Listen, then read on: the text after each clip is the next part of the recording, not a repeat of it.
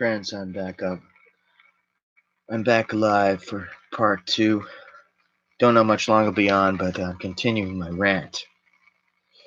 On pop culture and the cult, I guess it's Friday night.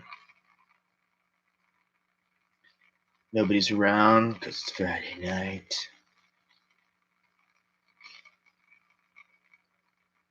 Indeed, pop culture is imbued with loads of occult imagery, not the least of which Harry Potter, which people made fun of the preachers for criticizing, but you gotta admit, he is a little sorcerer.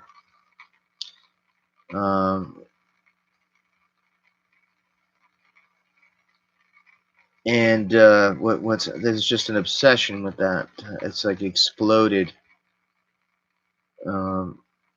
The Morning of the Magicians was the book that Gary Lachman mentions in his Turn Off Your Mind. He also talks about how the Gurdjieff, the occultist, was big. Obviously, Crowley, which everybody knows. Ozzy Osbourne, Mr. Crowley, he used that a lot.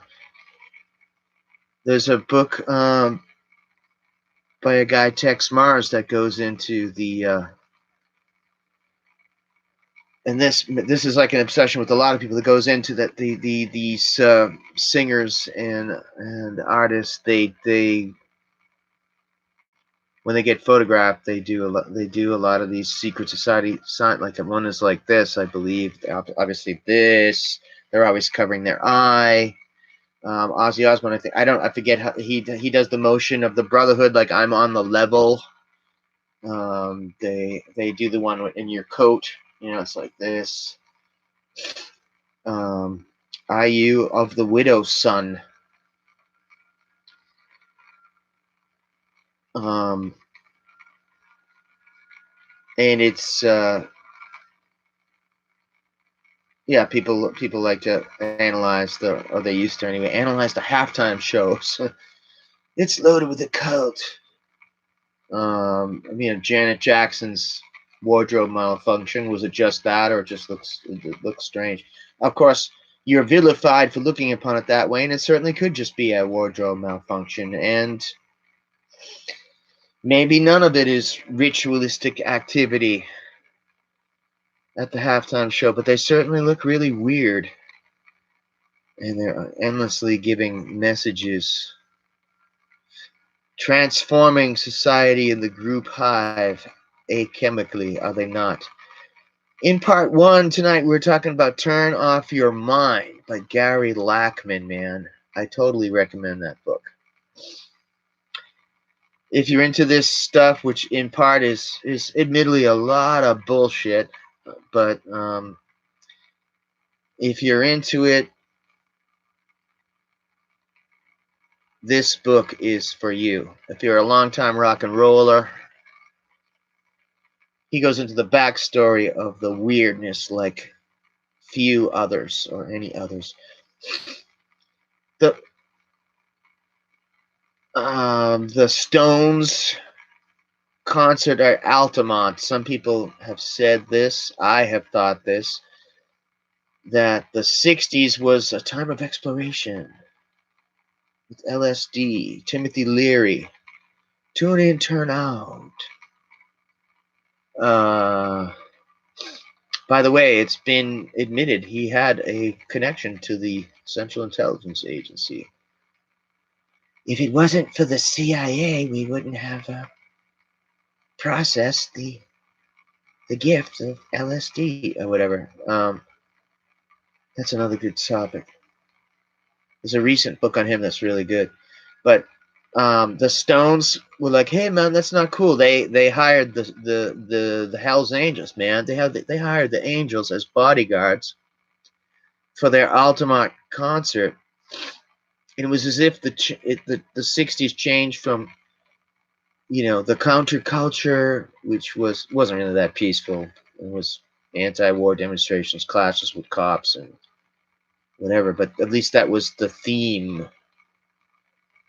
or the feeling. And some people say that was the turning point, the Altamont concert, when the Stones had the Hell's Angels as security. They beat the shit out of people. I think one guy got wasted.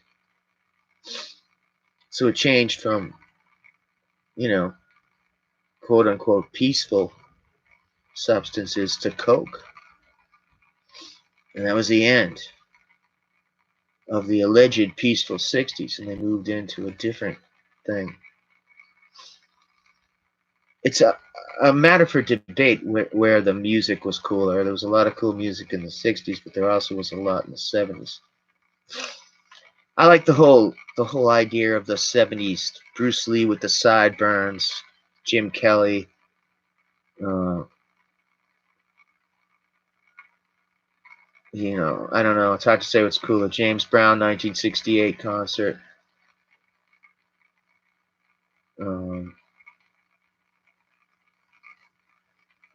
Yeah, I mean, the Stones were out and out, in your face addressing sympathy for the devil. Please allow me to introduce myself. I'm a man of wealth and taste. How many parties have you been to where some guy says, Jim was a poet, Jim Morrison? There's no doubt. There's photographs that Jim Morrison was in deep. And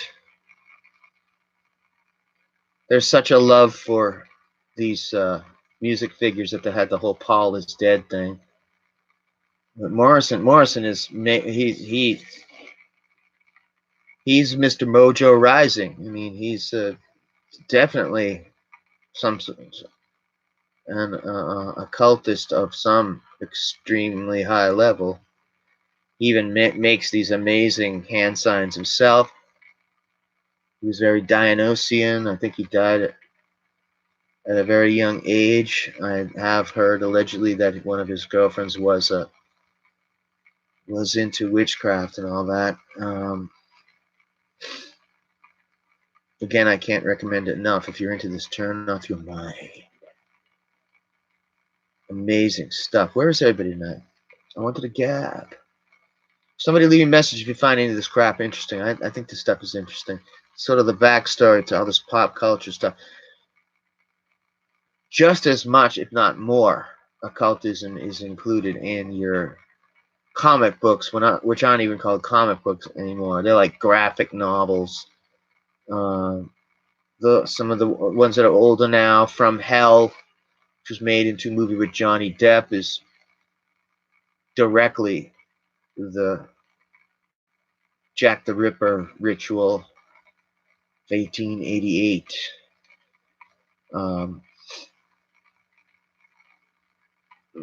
That man, the author, why does his name escape me? The bearded man is obviously very, very much into the cult, and he seems very accomplished at it. So's the author of The Invisibles.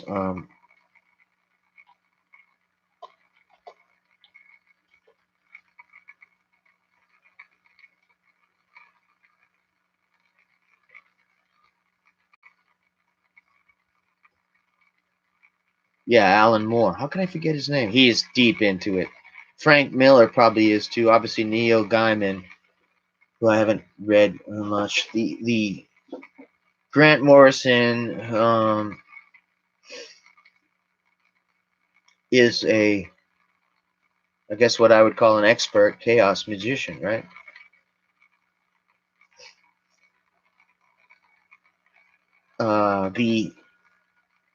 It seems like the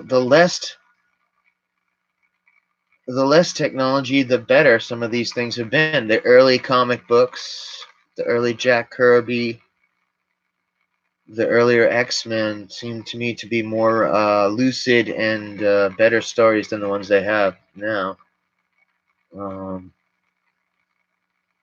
Now they're really kind of jumped the shark, the whole thing. With this 50 comic books of Wolverine and whatnot. And the series of the transformation of the Phoenix character is probably one of the heaviest things in comic book history. That the Phoenix itself is a major symbol, as described by Jung and others, as a chemical stuff, and that would be the central character, I guess, of one of the X-Men. Psychic powers and whatnot. Professor Xavier. There's something to X. I don't know what it means. I forget, but that's a reoccurring theme.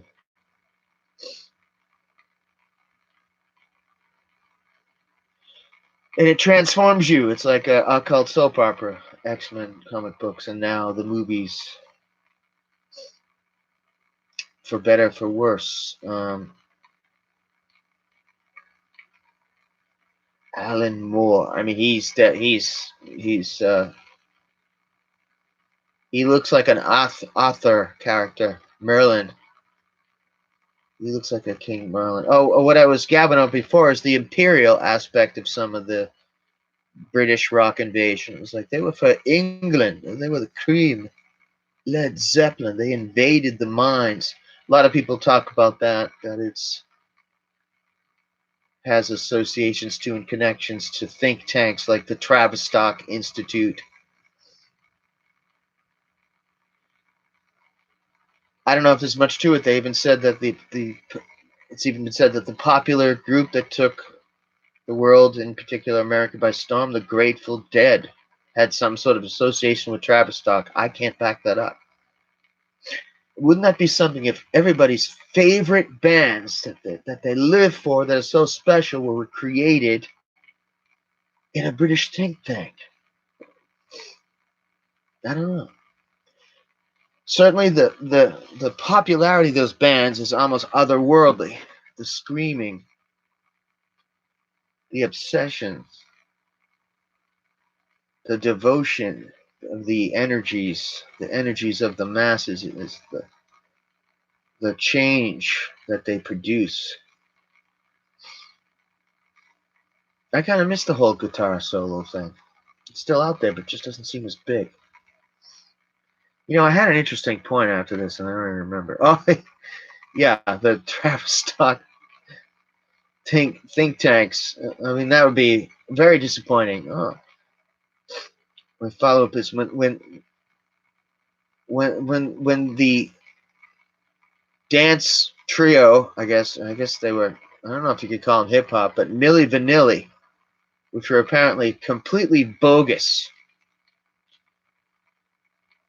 I used to think, you know, you might make fun of. I guess it was two Swedish guys, and it was two really handsome black guys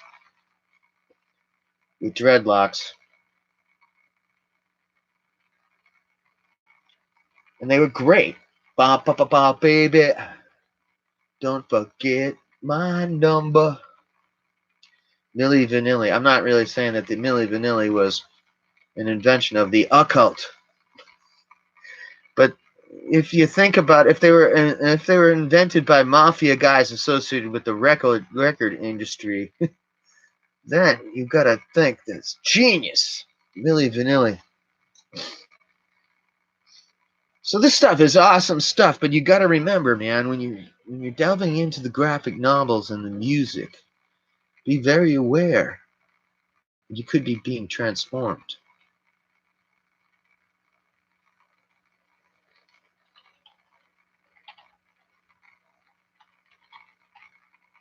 Institute. Has anybody heard this, man? Tavistock Institute of Human Relations, Social Science, Contemporary Issues.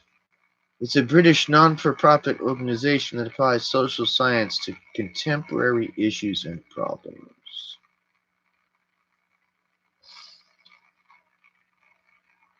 It's located in Tabernacle Street in London.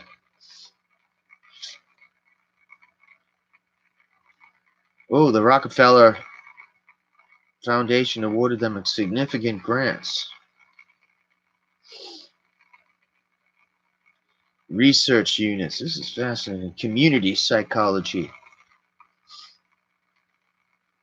Oh, the focus of conspiracy theories.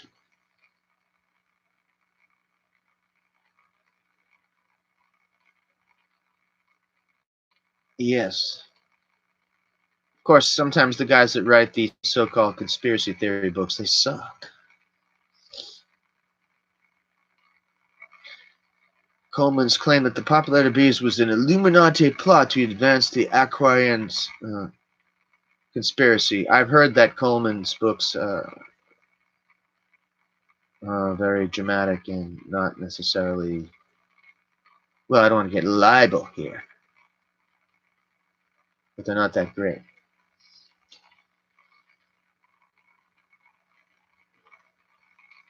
How is everybody? Travis Stock people. Okay. Oh. A major proponent in Britain of psychoanalysis and psychodynamic theory, Sigmund Freud. Jung. So I like how they. It's just conspiracy theories. I don't know if. So there may not be any solid information about them being connected to the Beatles and your favorite bands, but I've heard that. And could it be? What is the reason for their wild popularity?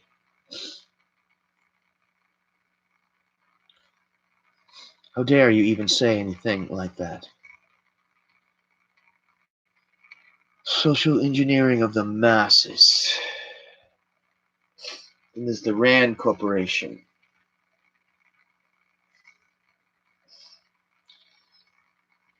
Could it be possible? I mean,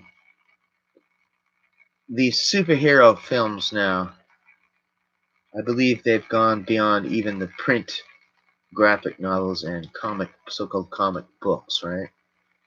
Seem to be so huge. And some of the changing themes of it seem to be, they're very dark, and in particular Batman. And they have a lot to do with sacrificing yourself for the greater good in combat. And I remember when I was younger, you would never see the attractive female heroes get died for the cause. So all the characters are from like X-Men and I think the Avengers too. They're from all different types of people and all different types of countries, and they combine, strangely enough, to fight evil. And it sounds like, could it be an aspect of, certainly in the much touted Zbigniew Brzezinski, a lot of underground YouTubers and whatever talk about his Between Two Ages book, that we are between two ages.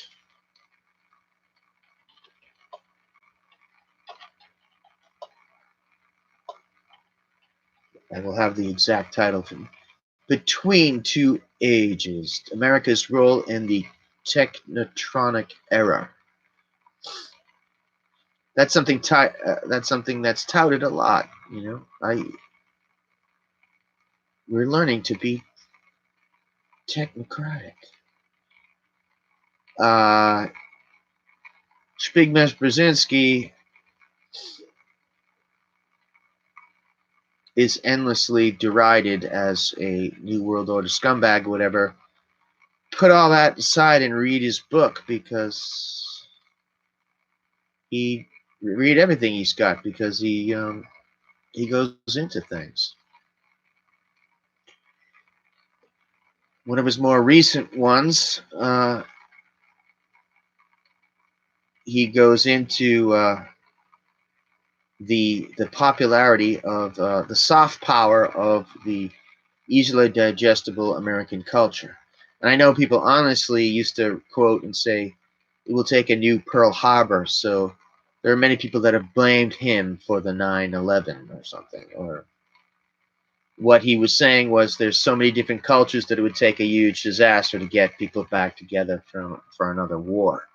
He is not a person that was behind the authorship of the Project for a New American Century or any of these think tank things.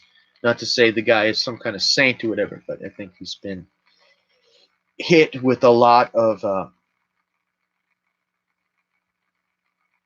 people freak out over him. He's a common easy target of people, when in reality you should read his books.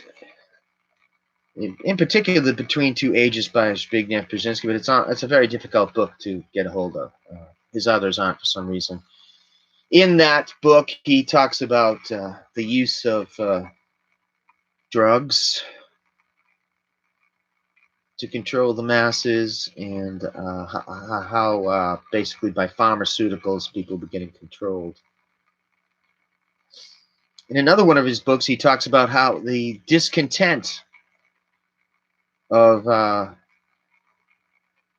people were going to be the hugest problem. So that, in other words, the problem of Europe and the United States dealing with the first world countries dealing with fugitives or people fleeing in huge amounts to the other countries. So I've digressed out of the pop culture thing. Why did I get into that?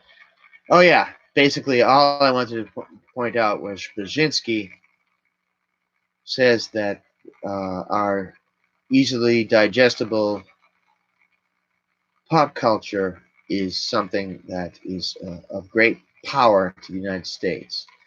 That's where I was getting with the British bands were working for Her Majesty's, and obviously Led Zeppelin, the Beatles, and the Stones crushed the minds of everyone, thereby still keeping Britain as number one, dominating the world. Cream, Led Zeppelin. You're exploiting Led Zeppelin. Remember the guy? All right. It's the end of part 2. Have a good night. Take care. Talk to you guys tomorrow.